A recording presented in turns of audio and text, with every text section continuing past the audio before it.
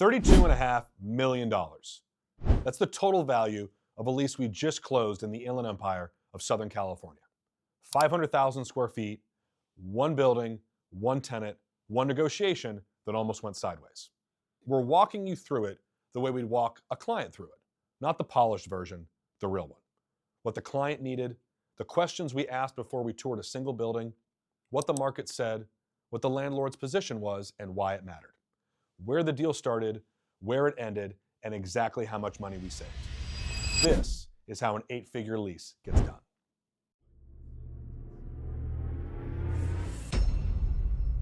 My name is Chase McLeod.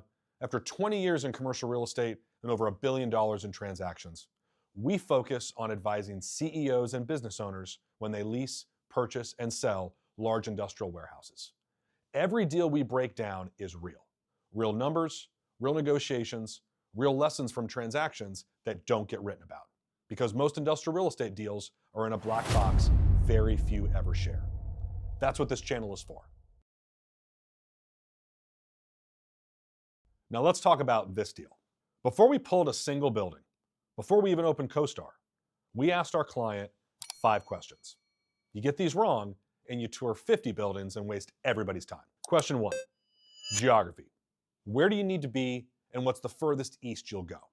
In the Inland Empire, geography is almost always tied to one thing. How far from the Port of Los Angeles is a business willing to go? The further east, the lower the rent, but the higher the cost to move a trailer load back towards the coast.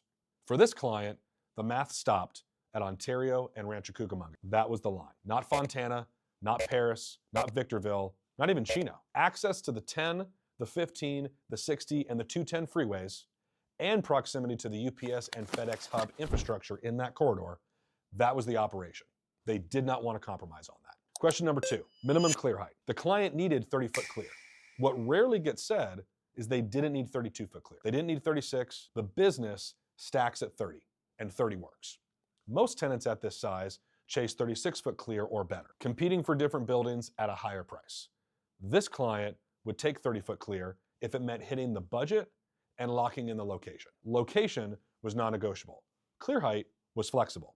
And that distinction is part of what made this deal possible. Question number 3, budget. What's the maximum all-in gross monthly rental rate you would approve? Not a preference, a ceiling.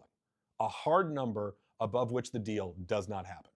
This client had that number and wouldn't move from it. Most tenants let a great building stretch their budget, but this one didn't, which actually made our job cleaner.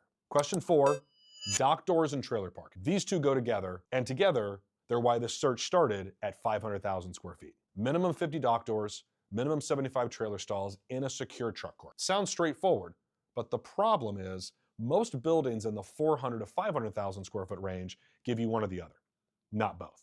Enough docks, but the truck court is short.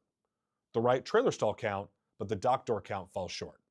That combination of 50 dock doors and 75 trailer stalls actually pushed the floor of this deal to 500,000 square feet before we even looked at a single listing. Plus, a dedicated overflow yard need of 50 to 100 trailers separate from the truck court changed the dynamic. 2 divisions, e-commerce and transload, each with its own staging needs. 50 dock doors, 75 secured stalls, adequate truck court depth, dedicated overflow yard. That cut the market before we made a single call. Question 5, timing. Can you wait 4 to 6 months, or do you need to start staging the day you sign your lease? 2 weeks from signing. That was the answer that reframed everything. Several buildings on our shortlist were technically available, but existing tenants were still moving out, or the space wouldn't be ready for 2 to 6 months. For most tenants, that's fine. But for this client, it eliminated. Vacant, ready to occupy buildings took on a different value. A building sitting empty, keys available, sometimes gets looked at with a red flag. What's wrong with it? But for a tenant who needs occupancy in 2 weeks, that vacancy is exactly what you need. So we had 5 filters: geography, clear height, budget, dock doors and trailer parking, and timing. The entire Inland Empire industrial market down to 7 or 8 buildings. You apply the budget ceiling against everything else, dock count, trailer parking, location, and the number that could deliver all of it at the approved pricing got smaller really fast.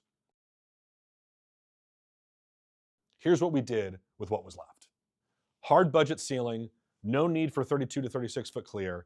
That combination means you stop competing for the buildings everyone else is chasing. Most large block tenants want maximum clear height, 32 foot, 36 foot, 40 foot clear, and they'll pay for it. That demand drives pricing up, but if your operation works at 30 foot clear and your budget has a ceiling, you're in a different subset of the market. Less competition, different landlord calculus, and a lower likelihood of a bidding war. We analyzed each building the exact same way. Not just four walls, but the story behind it. How long has it been on the market? Why? Have we transacted with that landlord before? Which of these, at the price we need, works for a tenant who doesn't need premium clear height? And one building stood out. And most brokers see 2 years of vacancy and assume something must be wrong. Sometimes it is, but not here. It was a good building in a well-run park. The asking price was a bit above where the market was trading for 30-foot clear product. Most tenants at this size want 32, 36-foot clear higher, and they were looking elsewhere. The tenants who could have fit, the ones whose operations worked at 30-foot clear, either hadn't surfaced or the right broker hadn't brought the right deal yet. That was the opening. Our client didn't need more than 30-foot clear. We knew it before we toured, and that building had been waiting for exactly this tenant. One more thing that locked it in as the target is about a year earlier, we closed another deal in this exact same park, different building, same ownership group, but we learned how this landlord thinks, what they prioritize, what matters beyond the rent number. You cannot buy that intelligence. You earn it deal by deal. We walked into this negotiation already knowing the other side of the table. That's preparation. And preparation is how you win deals other brokers can't. To understand how this deal came together, you need to understand the landlord's perspective and position on the park and the market itself. This landlord developed a multi-million square foot industrial park, one of the larger ones in the Inland Empire, about 15 to 20 years ago. Brand name tenants, Fortune 500 companies, strong cash flow and returns, even carrying a 500,000 square foot vacancy. This landlord had patience for the right tenant and the right deal. But some of that patience is what created almost 2 years on the market. Every landlord and their capital partner want the exact same thing, regardless of how well a project performs. Vacancies filled, cash flow up. This 500,000 square foot vacant warehouse wasn't a crisis to the landlord, but it was still on the page. And it had been for close to 2 years. During our negotiations, the building was drawing interest from other tenants. Real activity, but those prospects kept gravitating towards higher clear heights. 32 feet, 36 feet, 40 feet. Large block tenants skew towards maximum cubic storage. Our client was the exception. A well-capitalized, credit-worthy operator who worked at 30-foot clear and no reason to pay a premium for height they'd never use. They were the best fit for this building that had come along in a long time. We knew it before the very first call. After the first client meeting, once we had answered all 5 of our questions, we knew this building would be their top choice. The second thing we understood going in was this landlord's sensitivity to free rent recorded inside the lease term. Every abatement concession in the contract is visible to their capital partner. It's a line item. It's a cost. From our prior deal in the same park, we knew there was more flexibility in structuring early occupancy, the period before the lease commences, than in extending free rent months inside the term. Those two things look different in the accounting. They feel different to the ownership group. So instead of pushing for more free rent inside the lease, we push to expand early occupancy. More time before the clock actually starts. More gross free months before commencement, and the result, a larger total economic concession for our client, structured in a way that the landlord could approve. The asking price was $1.10 triple net per square foot per month, plus operating expenses of about 13.5 cents per square foot per month, plus a 3% management fee on base rent. So all in, the asking gross rate was approximately $1.27 per square foot per month. And on tenant improvements, the initial proposal from the landlord was approximately $60,000 total for a 500,000 square foot building. A starting point, not the finish line.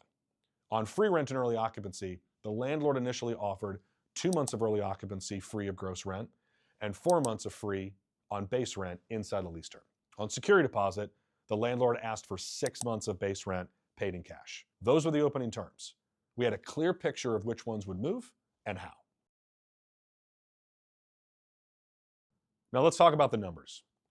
The asking price and where we closed. Every line, a real conversation, a real argument, a real decision. The base rent was asking $1.10 per square foot per month triple net. We closed at $1 per square foot triple net. 10 cents a foot on a 500,000 square foot building, $50,000 a month before escalations over 66 months, over $3.3 million in savings. Tenant improvement allowance. The initial proposal was approximately $60,000. We closed at $125,000. A $65,000 swing directly into the client's build-out, deployed into the operation, not written as a rent check. Free rent on base rent. The initial offer was 4 months. We closed at 6 months. 2 additional months at approximately $1 per square foot month on 500,000 square feet. It's approximately $1 million.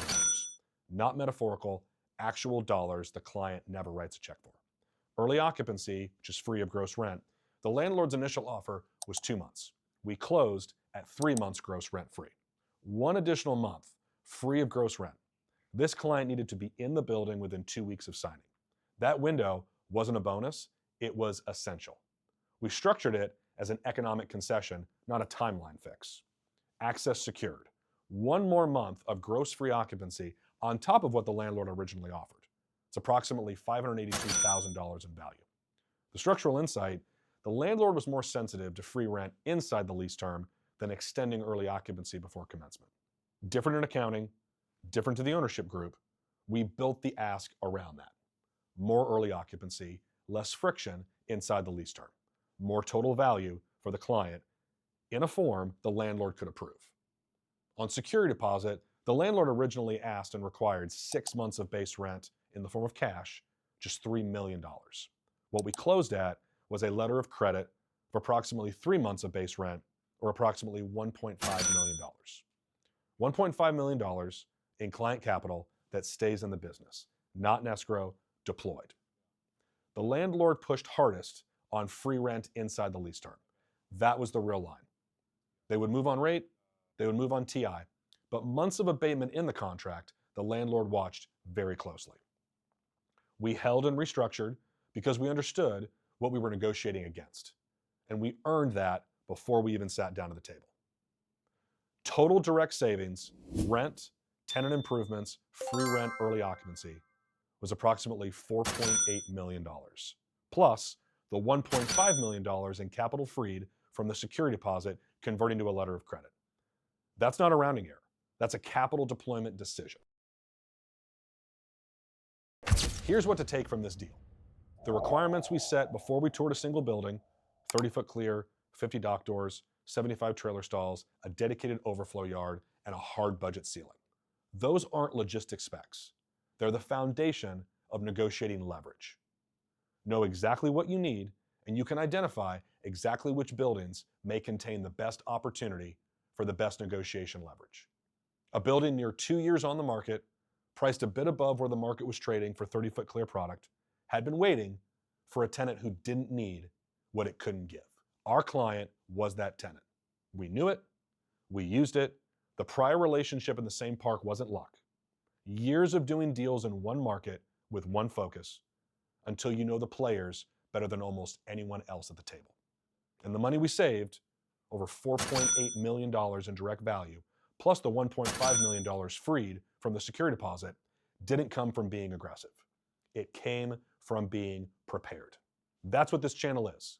Every episode, a real deal, a real market, a real lesson from 20 years of moving the most valuable real estate in the American economy, industrial real estate. If your company is looking to open a new warehouse or has an existing warehouse lease expiring in the next 12 months, this is the channel for you. Subscribe and get notified for our next episode where we break down a $31.5 million sale-leaseback that took 2.5 years to negotiate and close, and how second-guessing the market in 2024 cost the client almost $15 million. See you then.